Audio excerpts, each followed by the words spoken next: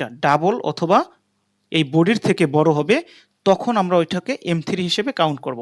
এখন এক্সাম্পল স্বরূপ ধরেন হচ্ছে এখানে বায়ারদের এই যে পাওয়ারটা, এই পাওয়ারটা হচ্ছে এক্সট্রিম পাওয়ার বা গুড পাওয়ার হিসেবে ছিল। ওকে, এখন এই এক্সট্রিম পাওয়ার কখনো এই ধরনের সিঙ্গেল উইকের মধ্যে অ্যাবজর্ব হয়ে যায় না, শেষ হয়ে যায় না। এই ধরনের সিনারিও যদি হয়, সেক্ষেত্রে আমরা হচ্ছে M3 কাউন্ট করে ডাউনে যেতে পারবো না, ডাউনে যেতে পারবো না। কেন পারবো না? এই এক্সট্রিম পাওয়ারটা এই সিঙ্গেল উইকের মধ্যে অ্যাবজর্ব হয়ে যায় না। এখন যদি সিনারিওটা এরকম হতো, ধরেন এক্সাম্পল স্বরূপ লাস্ট পর্যন্ত এখানে ধরেন হচ্ছে বায়ার সিঙ্গেল ক্যান্ডেল পাওয়ারে ছিল, সিঙ্গেল ক্যান্ডেল পাওয়ারে। ওকে, এক্সাম্পল স্বরূপ এখন সিঙ্গেল ক্যান্ডেল পাওয়ার কতটুকু বা কি, এই জিনিসটা তো এখন আপনাকে আমার শেখাইতে গেলে সারা রাত্র লাগবে বা অ্যানাদার কোনো ক্লাস করানো লাগবে। এখন আমি রিকোয়েস্ট করব, আপনারা যদি পাওয়ার না বুঝে থাকেন, সেক্ষেত্রে ইউটিউবে আমার অনেকগুলো ফ্রিতে ক্লাস দেওয়া আছে, প্লেলিস্ট করা, ওই ক্লাসগুলো দেখবেন।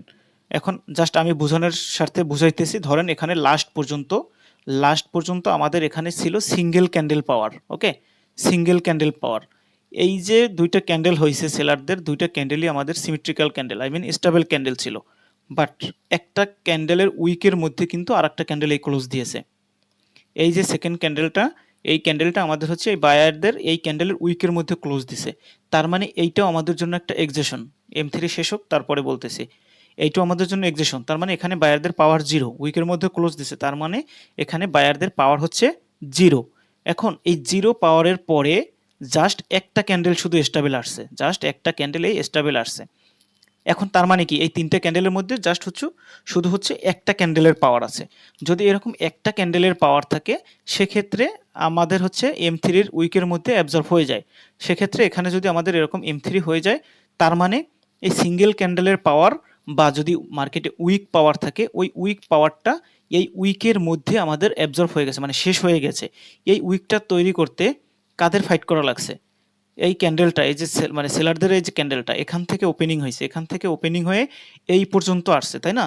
এই পর্যন্ত আসার পরে এখানে গিয়ে ক্লোজ দিছে। এই পর্যন্ত, প্রথমে এই পর্যন্ত আসছে, তারপর এখানে গিয়ে ক্লোজ দিছে। তার মানে কি, এই উইকের মধ্যে কারা ছিল? এই উইকের মধ্যে এই পর্যন্ত যে নিয়ে গেছে, এই পর্যন্ত যে নিয়ে গেছে, কারা নিয়ে গেছে? বায়াররা নিয়ে গেছে।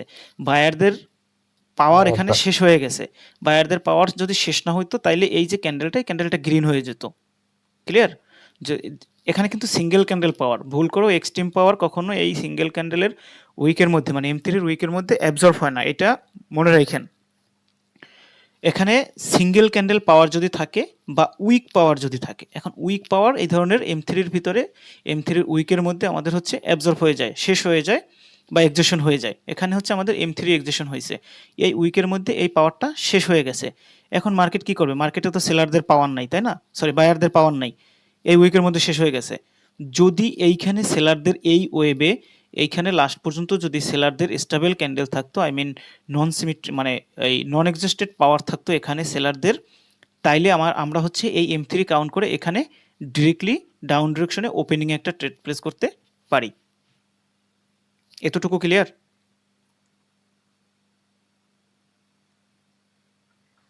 ক্লিয়ার।